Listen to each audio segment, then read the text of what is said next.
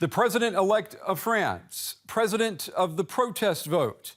Emmanuel Macron may have won the election, but he's still in the race to win over the people who voted against him and the people who voted for him. I'm Brent Goff in Berlin. This is The Day.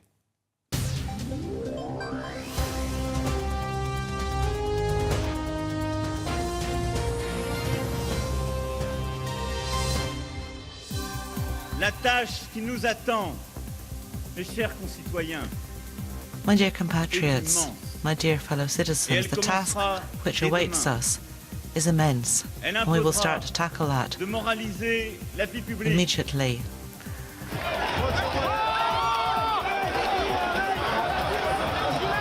New hope and new humanism, the hope of a safer world where freedom is protected and defended, where there is growth, where there is more justice, more ecology.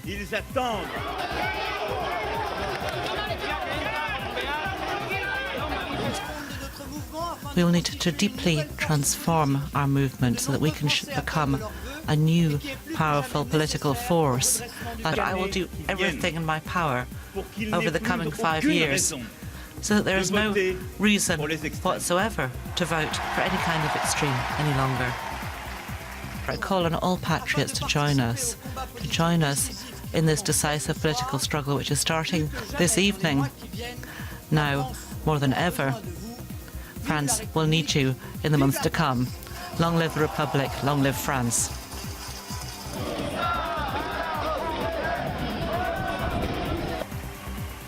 Je vous servirai dans la fidélité de la confiance que vous m'avez donnée. Faithful to the trust that you have placed in me. Avec amour. I will serve you with Vive love. la République! Long live the Republic, long live France.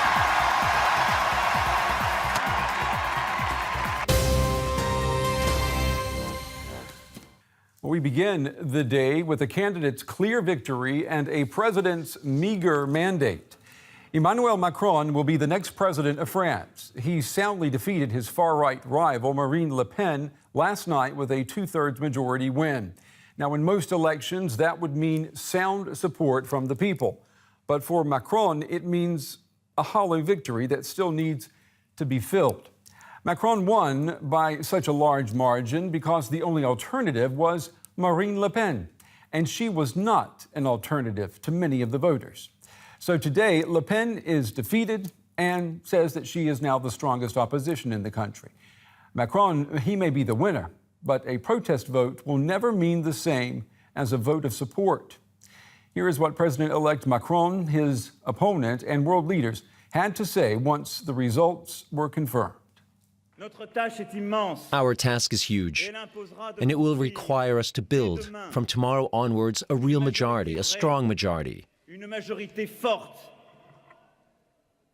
This majority to carry out change is what the country is hoping for and what the country deserves. I will therefore propose to start a profound transformation of our movement in order to be the new political force that many French men and women are hoping for. I call for all the patriots to join us in participating in the decisive political fight that is starting tonight. Macron rejoicing in his victory. Nearly every German newspaper, and a majority of Germans, celebrated the young Frenchman's election to one of Europe's most important political offices. The German chancellor said she was pleased with Macron's election victory. Emmanuel Macron carries the hopes of millions of French people, as well as many people in Germany and across Europe. He led a courageous, pro-European election campaign.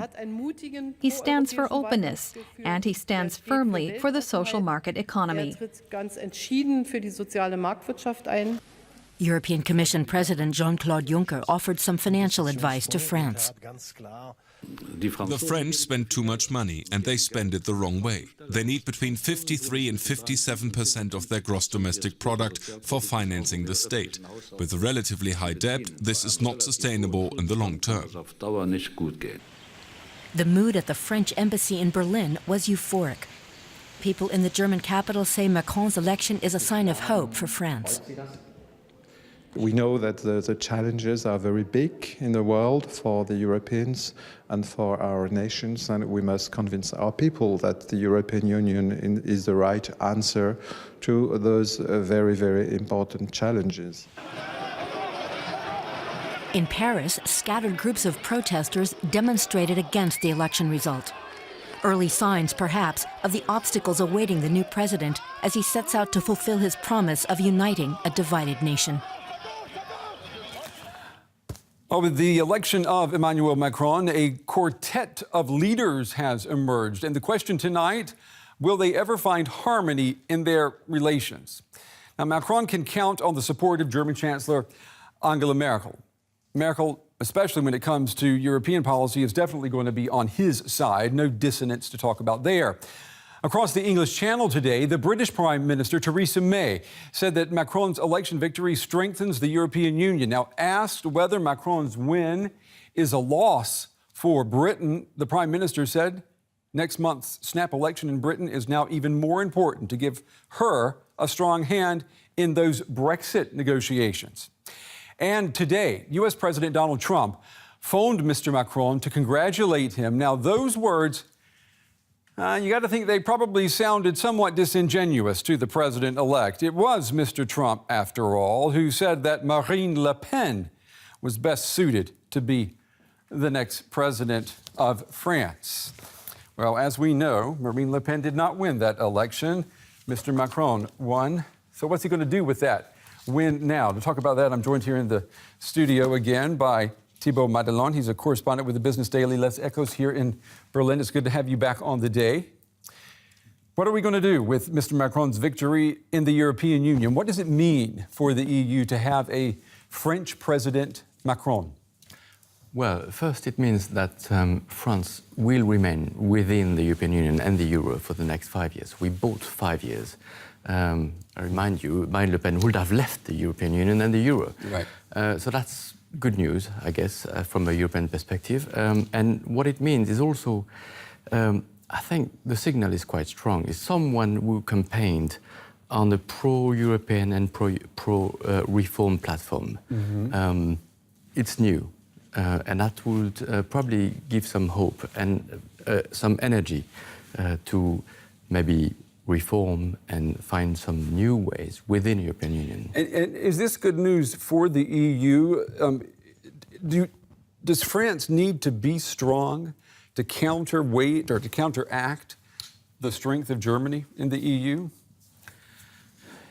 Yeah, I guess what people say quite often, especially in Berlin, is that a weak France is not helpful, neither for Germany, nor for France, nor for the European Union. And France has been in a quite miserable state for the last few years, a strong unemployment, high deficits. So I think if France really gets back on track, delivers reforms, the hope is that we'll have a more balanced leading couple at the head of the... And is that the feeling in France? I mean, I know that the far-right Marine Le Pen, her camp, I know that they think that Germany has way too much influence over France and over Europe.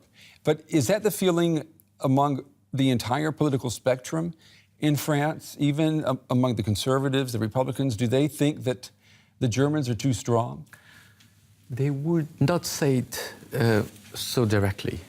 But I think it's fair to say that the French establishment thinks this way. We had the German reunification in the 90s. Germany became a very large and powerful country with that reunification. The price for it was to introduce the euro and bend the economic power of Germany with that common currency. What happened is that with this currency, or at least since that point, Germany has got stronger and stronger, both economically and politically. So that makes it very difficult for France to accept its role as a junior partner.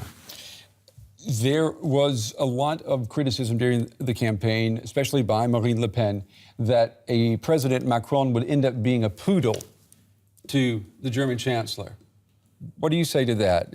Are we about to see the canine version of Emmanuel Macron? To be honest, I'm not sure exactly what is the calculation behind it. I know some voters like those kind of arguments, but I'm not sure that really appeals to the majority of the people. Actually, 3/4 of the voters are pro-Europeans. And if you look at polls, Angela Merkel is far more popular than François Hollande or Nicolas Sarkozy was. That's a very good point.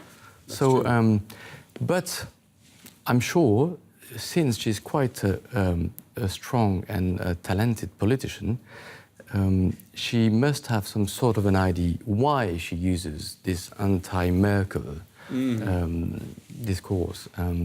It must please some voters, but I wouldn't say it pleases the majority of the French people. What does President-elect Macron, what's the first thing that he needs to do to win the support of the people? He got the votes, but as I was saying earlier, they were protest votes.